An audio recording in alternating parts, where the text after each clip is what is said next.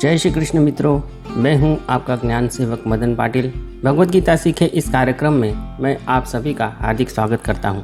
मित्रों, इन दैनिक श्लोकों के माध्यम से हम हर रोज़ थोड़ा थोड़ा करके गीता जी का ज्ञान सीखने सिखाने का विनम्र प्रयास कर रहे हैं। इसी श्रृंखला के अंतर्गत कल हमने पहले अध्याय अर्जुन विषाद योग का 12वां श्लोक सीखा था और आज इसी अध्याय के 13वें श्लोक से लेकर 19वें श्लोक तक हम सीखने जा रहे हैं।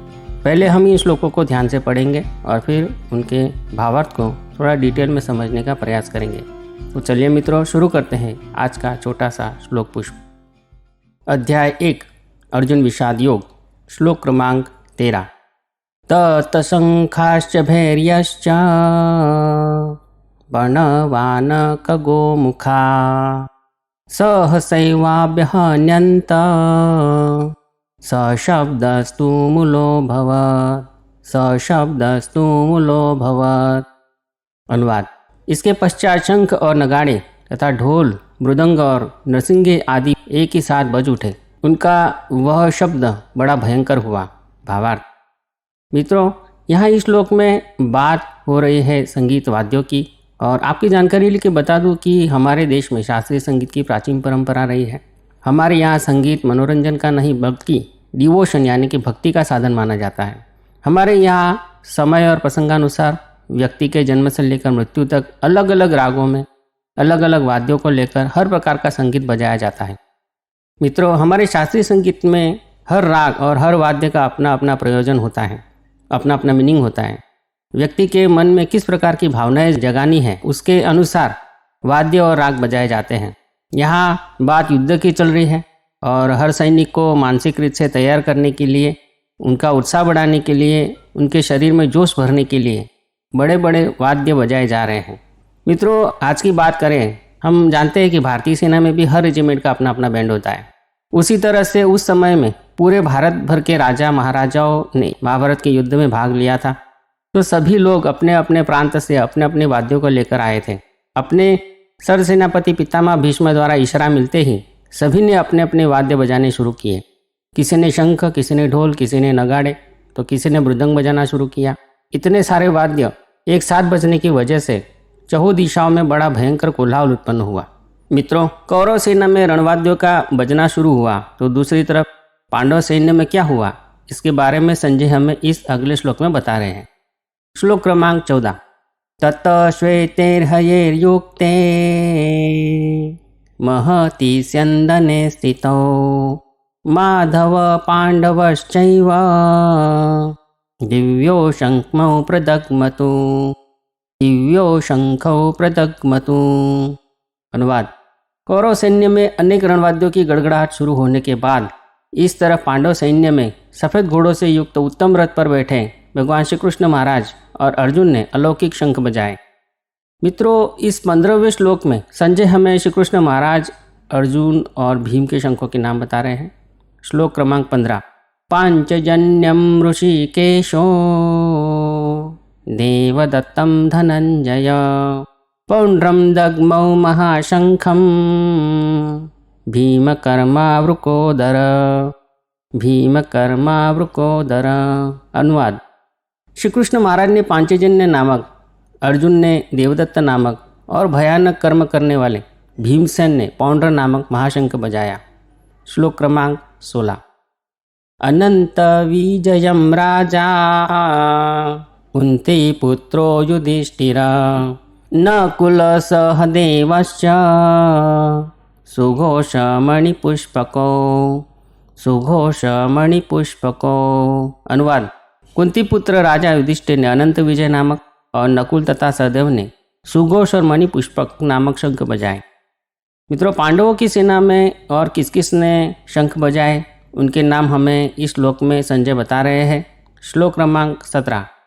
काश्यश्च परमेश्वास शिखंडी च महारथ धृष्टद्युम्नो विराटश्च सात्यकिश्चा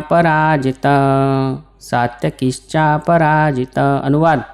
श्रेष्ठ धनुर्धारी काशीराज और महारथी शिखंडी एवं दुष्टद्युम्न तथा राजा विराट और अजय सात्यकी। श्लोक क्रमांक 18। द्रुपदो द्रौपदेयाश्च सर्वश पृथ्वीपते सौभद्रश्च महाबाहु शंखान् दग्मो पृथक पृथक शंखान् दग्मो पृथक पृथक। अनुवाद। राजा द्रुपद एवं द्रौपदी के 5 पुत्र और बड़ी भुजा वाले सुभद्रा पुत्र अभिमन्यु, इन सभी ने हे राजन सब ओर से अलग अलग शंख बजाए।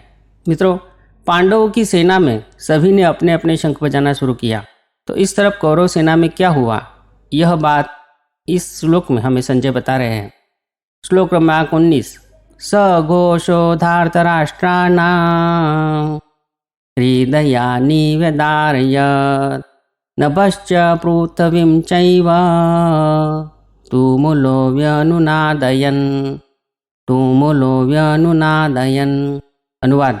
जब सभी शंखों के बजने से भयंकर नाद हुआ तब धरती और आकाश गूंज उठे। इस भयंकर नाद ने कौरवों के हृदयों को भयभीत कर दिया। मित्रों, इन सारे श्लोकों से हमें क्या सीख मिलती है? मित्रों, वैसे ये सारे श्लोक सिर्फ जानकारी के लिए हैं, जिनमें पांडवों की सेना के प्रमुख योद्धाओं के शंख बजाने की बात की गई है। इन श्लोकों में हमें भगवान श्री कृष्ण महाराज और सभी 5 पांडवों के शंखों के नाम बताए गए हैं। वैसे तो इन नामों को याद रखने की कोई आवश्यकता नहीं है, सिवाय कि आप करोड़पति में भाग ले रहे हो और बच्चन साहब आपसे उन शंखों के नाम पूछ ले तो आप याद रखिए, अन्यथा इन्हें डिटेल में याद रखने की आवश्यकता नहीं है। मित्रों, कौरव के वाद्यों से भयंकर कोलाहल खड़ा हुआ था और उसकी असर पांडवों के पक्ष के सैनिकों पर भी भली भांति हुई तो होगी। उनका भयंकर कोलाहल सुनने के उनके मन में कोई तो भय उत्पन्न हुआ होगा। वह भय तब अचानक से उत्साह में बदल गया जब श्री कृष्ण महाराज ने स्वयं अपना प्रसिद्ध पांचजन्य शंख बजाया। यह शंख ध्वनि उन सभी योद्धाओं के लिए एक संकेत था कि कौन उनके साथ खड़ा है। यह शंख उस बात को इंगित करता था कि स्वयं भगवान श्री कृष्ण महाराज उनके साथ खड़े हैं, तो उन्हें डरने की कोई बात नहीं। उनके शंख बजते ही सबका उत्साह बढ़ गया। इन श्लोकों में दूसरी गौर करने वाली बात यह है मित्रों कि कौरव सेना में पहला शंख उनके सेनापति पितामह भीष्म ने बजाया, यानी कि सेनापति ने युद्ध होने की घोषणा की, जबकि पांडव पक्ष में पहला शंख श्री कृष्ण महाराज ने बजाया, जो कि उनके सेनापति नहीं थे। उनके बाद अर्जुन और उनके बाद भीम और उनके बाद सबसे बड़े भाई युधिष्ठिर ने बजाया। आपने देखा कि पांडवों के सेनापति धृष्टद्युम्न का नाम कई नामों के बाद आता है, जबकि उनके द्वारा ही युद्ध की घोषणा की जानी चाहिए थी। मित्रों, पांडवों की सेना की यह खासियत थी कि उनकी सेना में कितनी एकता थी। उनमें सेनापति का ही उच्च पद होगा और वही पहले शंख बजाएंगे, उनके बाद उतरते क्रम में बाकी लोग शंख बजाएंगे। ऐसी कोई ऊंच नीच की भेदभावपूर्ण व्यवस्था नहीं थी। सभी लोगों का अलग अलग क्रम में शंख बजाना उनकी एकता का प्रतीक है। उनकी संगठन शक्ति किसी क्रम की मोहताज नहीं थी। सभी लोग समान दर्जे के हैं और सभी एकजुट होकर लड़ रहे हैं, वही ये संदेश दे रहे थे। मित्रों, ऐसा तब होता है कि जब हमारे संगठन के हर सदस्य का एक दूसरे पर भरोसा हो, प्रेम हो, आपसी भाईचारा हो, तालमेल हो। मित्रों, इस प्रकार का आपसी प्रेम और एक दूसरे के लिए कुछ भी कर जाने की जो समर्पण भावना होती है, अचानक से होने वाली घटना नहीं है। टीम में आपसी तालमेल और एकात्मता भाव निर्माण करने की जिम्मेदारी उस संगठन के मुखिया की होती है, यानी कि हमारी है। मित्रों, हमारा चरित्र, हमारे व्यवहार की आवाज़ हमारे शब्दों की आवाज़ से बड़ी होती है। अगर हमें भी हमारे संगठन में पांडवों जैसी एकजुटता और तालमेल लाना है तो हमें हमारे संगठन का श्रीकृष्ण बनना होगा, और वो तब होगा जब हम उनके कहे रास्ते पर चलेंगे और अपने आप को गीतोपदेश से उन्नत करेंगे। तो मित्रों, इसी बोध के साथ आज का हमारा यह छोटा सा श्लोक पुष्प हम परमपिता परमेश्वर भगवान श्री कृष्ण महाराज के श्री चरण में समर्पित करते हैं। कल आपसे फिर मुलाकात होगी इसी अध्याय के 20वें श्लोक के साथ। तब तक के लिए आपके इस ज्ञान सेवक मदन पाटिल को आज्ञा दीजिए। जय श्री कृष्ण।